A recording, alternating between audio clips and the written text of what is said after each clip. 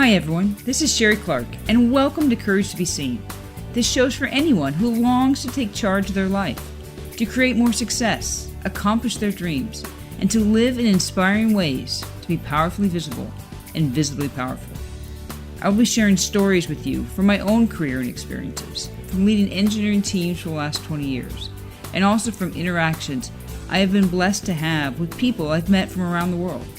I want to give you the tools, techniques, strategies, and inspiration so you can be the best you. You can achieve the success you desire, personally and professionally. Being authentic, confident, and empowered are the keys to success and the life that you want. You can have the courage to be seen.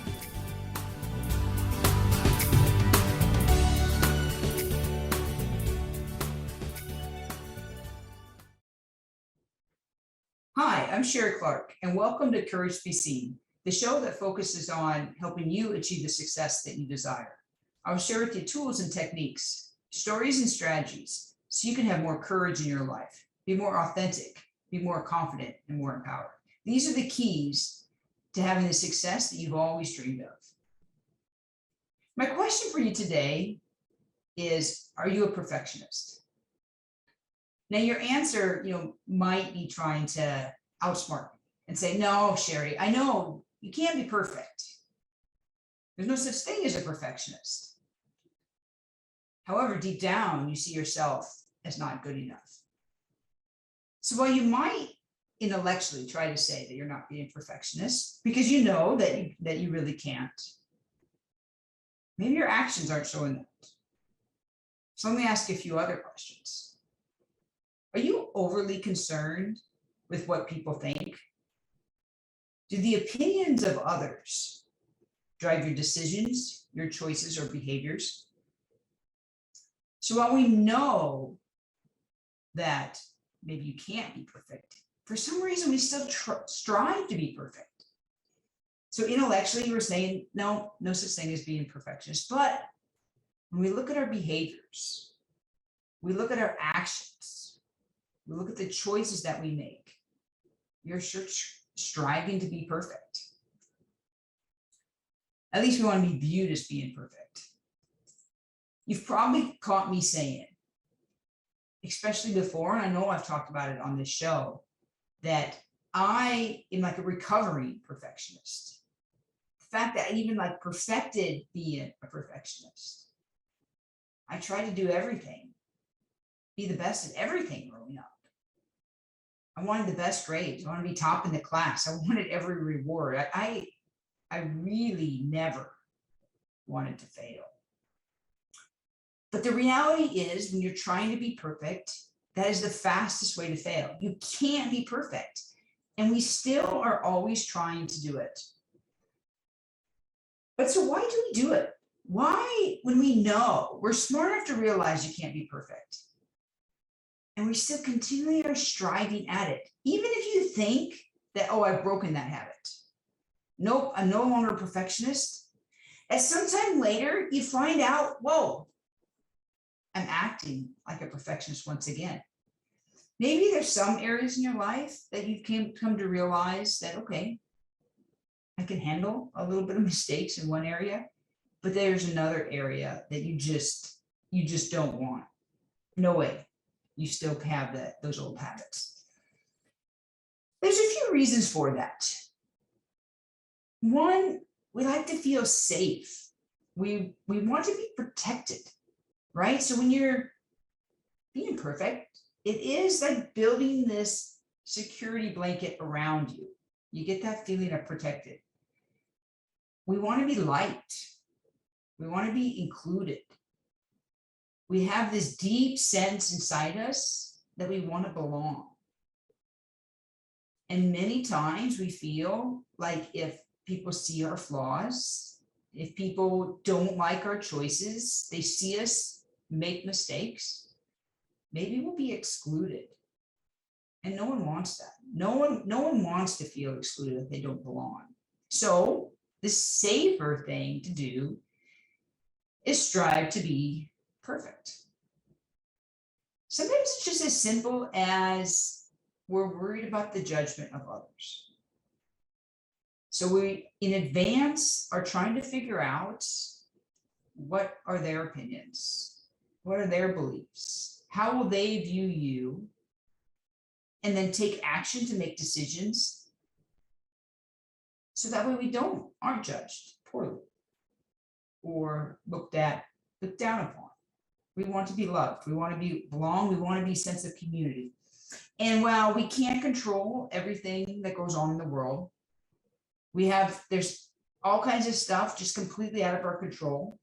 We try to control a little bit, and that is us and our actions and behaviors and what we do. So while we can't control everything else, it makes us feel good to be in a little bit of control, and that's us working hard and trying not to make mistakes and being imperfect. So how does this look? Even if you say maybe, no, I'm not a perfectionist, there might be some examples here that you really are doing perfectionist tendencies. So when you're asked, like, where do you want to go out to eat? Or what movie do you want to watch? How do you typically answer? Do you not give an answer? Oh, whatever, even if deep down you have an opinion?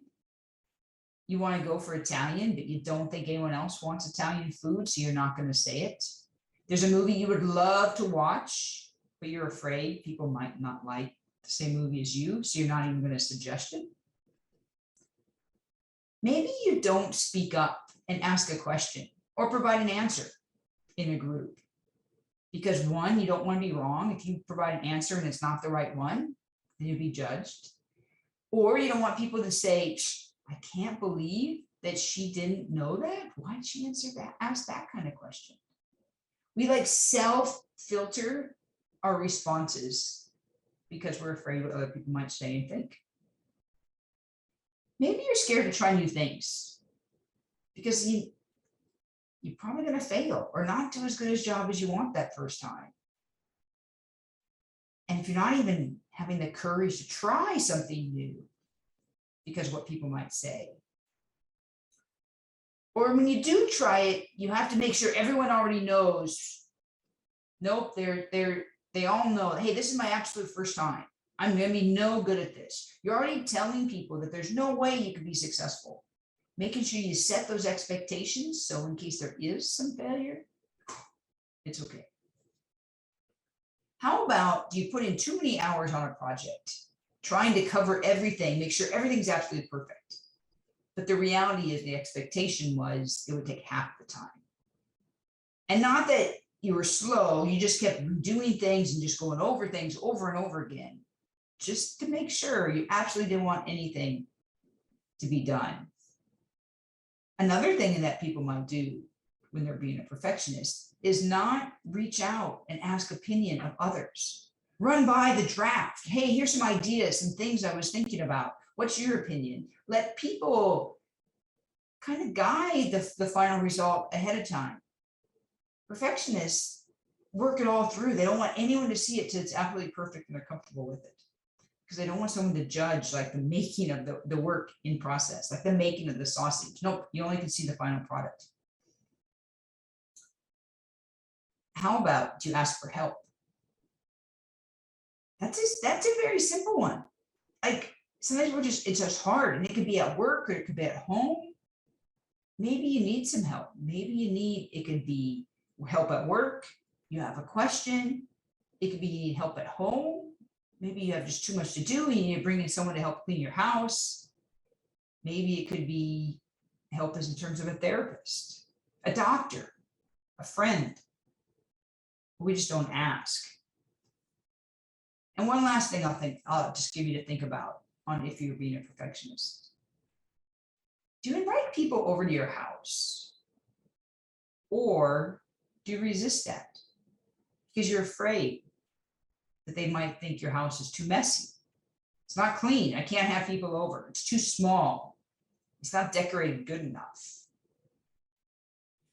We so worry about the opinions of others, and it keeps us from being ourselves. Do you know you are enough? Who you are right now. You don't have to be anything else. You really are enough. And if that is true, why do we not feel it? Why do we just doubt our abilities? We're always striving to be something else. We're trying to do more.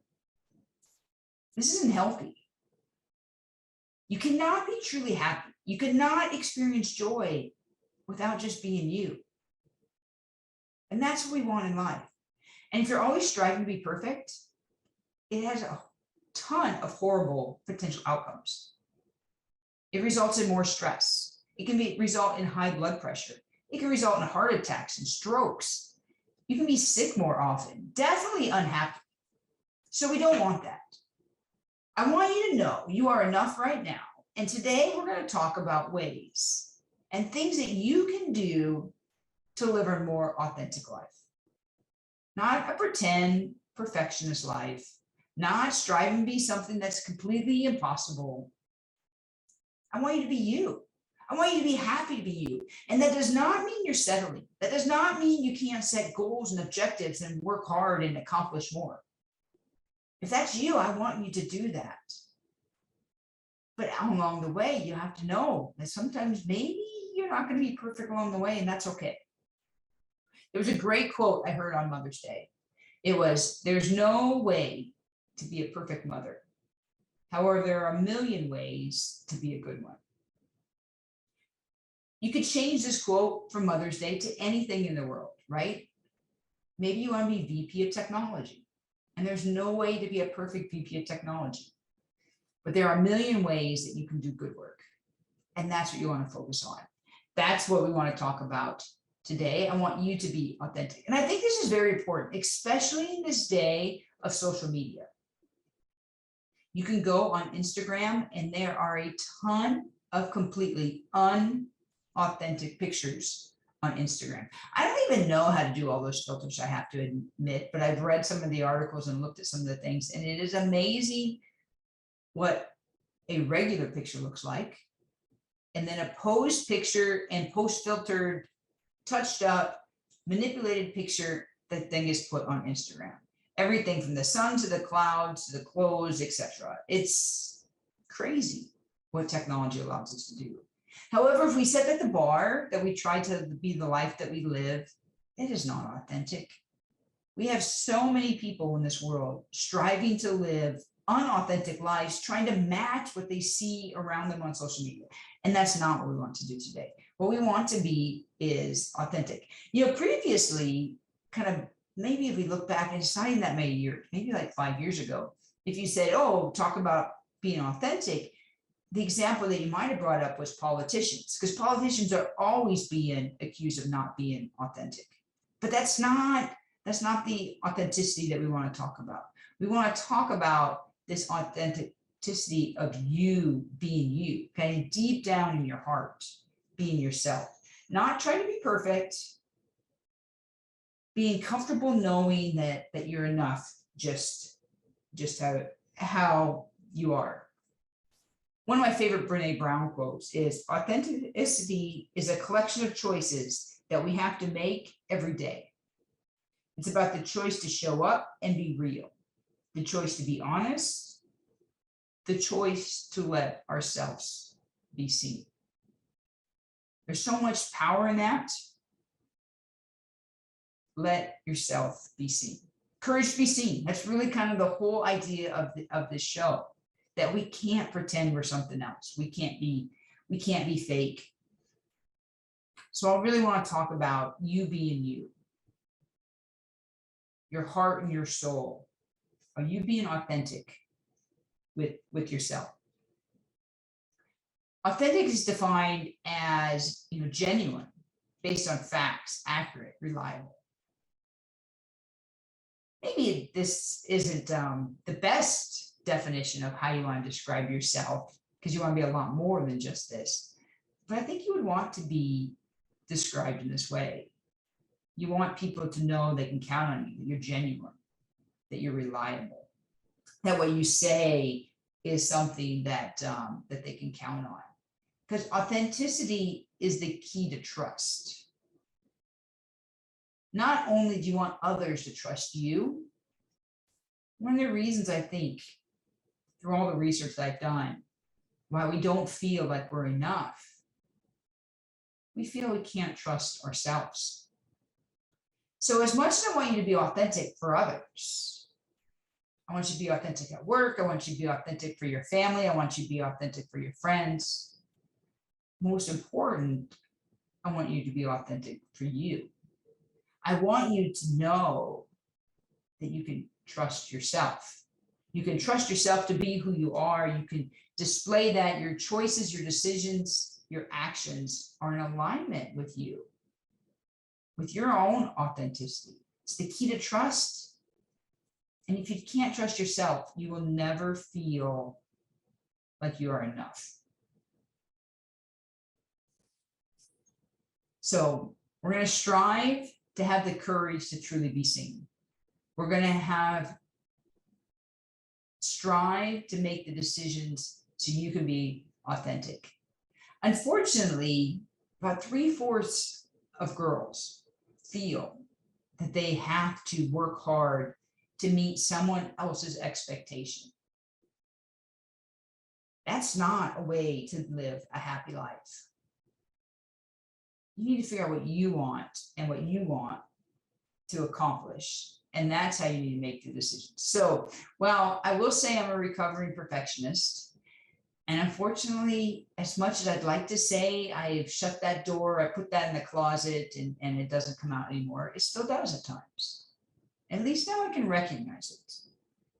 I still want to accomplish a lot.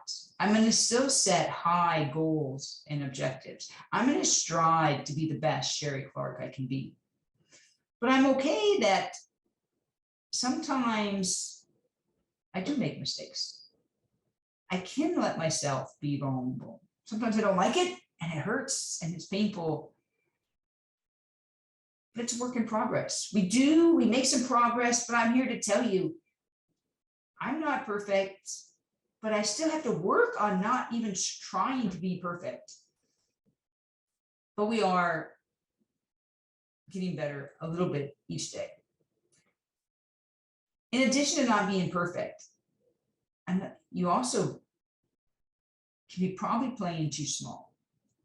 Because we don't want to fail, we don't put ourselves out there. We don't take big enough risk. We don't go and strive for the job that we really want. We don't speak up when we have the opportunity. Sometimes it's as simple as we don't take a seat at the table. We're okay being in the background, letting someone else answer the question, letting someone else be highlighted. We have to play better. We have to be authentic. So instead of having the mentality of always going along with the crowd, if you want that Italian food, I want you to say it.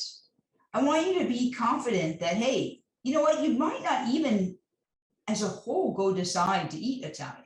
You might as a group decide not to go watch the movie that you suggested. And that's okay. You don't have to fight just because you suggested it. If everyone else kind of vetoed it, all right, maybe you can go again. But if you at least allow yourself the courage to say what your desires are and you can be heard, you will find out you will be a happier person.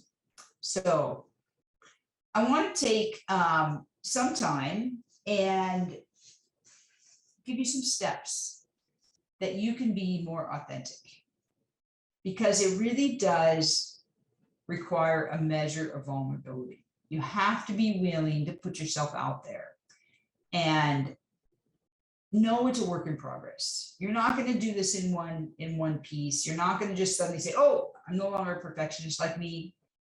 It still comes out once in a while, but we work on it. The first thing I want you to do is strive to live in the present. Live in the moment. The easiest thing to do when you're trying to be a perfectionist is you continually rehash what happened yesterday or in the past.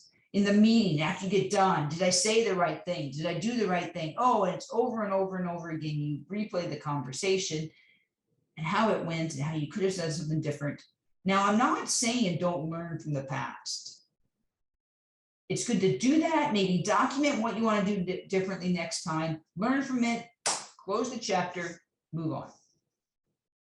Don't continue to rehash the past. Probably once is enough. Look at it, learn from it, move on. At the same time,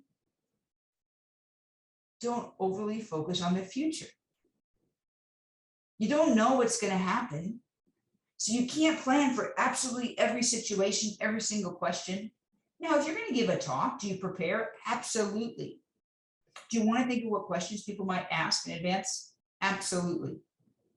But don't be so overly focused on the future and what may happen and stress over what may happen that you're not enjoying today, that you're not enjoying right now. Focus on trying to live more right now. Be present. Notice what's going on around you. That's how you live a happy, joyous life. I tell you, the sun is shining right now. The grass is turning green. There's flowers out. I mean, like, it's a beautiful time to be alive. If I start worrying too much about the next weeks, months, 6 months from now, you could miss how beautiful it is outside. And it's that way at work. It's that way with your kids. It's that way in any experience that you have. You know, one of the funny things that I read, we all now have these great cameras in our phones. We take them in our pockets everywhere we go. People are taking more and more pictures all the time. Post them on social media, for example. People that take a lot of pictures when they're out and about and in different places, they say, actually remember less of the experience. They don't get to enjoy it as much because they're so focused on taking pictures. Don't let that be you. That doesn't say don't take any pictures, but I've really tried to focus on, like, if there's something that we're doing as a family and we're out and about, you take a couple pictures and then put the camera away and enjoy the experience, whatever it is. Take a picture at the beginning or the end of the group, document whatever you want to do, but don't live through life through looking at the camera.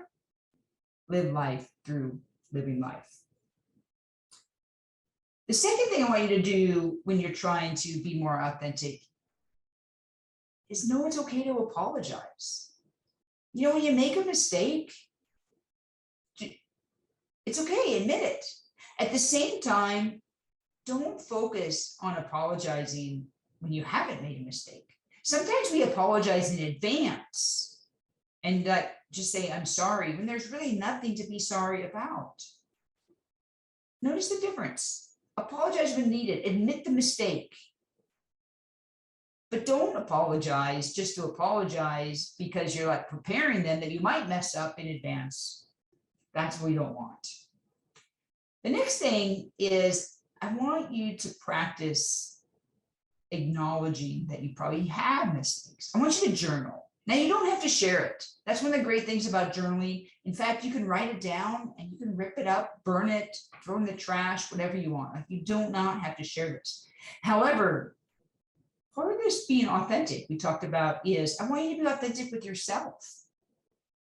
And if you can't admit when you're making mistakes, if you can't admit when you could do better to yourself, we're going to be a long ways from ending this cycle and circle of being perfectionism. So take some time to journal each day or each week. Admit what went well. Admit where you messed up, what you could do better at. Take that time to reflect. This is the one time I told you, don't live in the past. Don't like spend hours and hours and don't sleep because you're just reliving the meeting and how it went. But be honest. Where are your opportunities to improve? Journal it out. State your desires in there. Where could you do better? You know, sometimes just doing things halfway, maybe it's okay. And that's all right too. Along this line, you know, I want you to focus more on experiences than maternal things. Kind of like we talked about, you know, kind of some people are afraid to have people over their house because they're going to be judged. Who really cares? You know what? If you're happy in your house, good. Maybe you're even unhappy in your house and you want to move, but this is the best you have right now. That's okay too. The reality is there's very few people's houses that I visited that I can tell you a whole lot about them after the fact, right? It's the conversation of the evening. It's the fun experience of having people together. That's what's important. So think about what you can go do, going at trying new things. I want you to listen to others, get their feedback, acknowledge it, and then decide what part you're going to take and what part you're going to leave. That will help you be more authentic. You don't want to like ignore people. You don't want to think that their opinions don't matter, because you can get some really good feedback. At the same hand, you don't have to accept it all. You have to learn what part of the feedback is authentic to you and what part you can just leave. I want you to acknowledge that you're a work in progress. Maybe pick some things that you could try. It could be painting. Maybe it's a new cooking class or exercise or dance, or it doesn't really matter what it is. But if you would line up a series of things for you to try, you're almost like practicing at failing. And they're all new, so it's really okay however you did. And you could do a little bit better and see that you get better. But then you know that, hey, maybe not everything has to go perfectly. Maybe everything doesn't have to go quite as good. I want you to really let yourself be seen. Have the courage to stand up. Ask the question. Admit, hey, I don't understand this. Can you help show me how this works? Can you explain it to me? Have that courage to be seen, good and bad. I tell you, every time I've done that, every time I've acknowledged that I don't know something and someone helps me through it, man, it's just like this weight is off my shoulders. It's just like life has gotten better. We don't have to live life pretending we're perfect. We don't even have to strive at perfection. We want to strive to be happy. We want to strive to experience joy and live our life to our fullest. At the same time, have your goals and objectives and work hard at them, but know that you're a work in progress. I hope there's some things that I've shared today that you can put in practice in your life. I encourage you to subscribe wherever you listen to podcasts, so that way you get a reminder when the next show comes up. Check out my website, couragetobeseen.com. My contact information is there if you want to provide any suggestions or have any questions or things we could talk about in future shows. And until then, I hope you have a great day, and I look forward to talking to you again soon.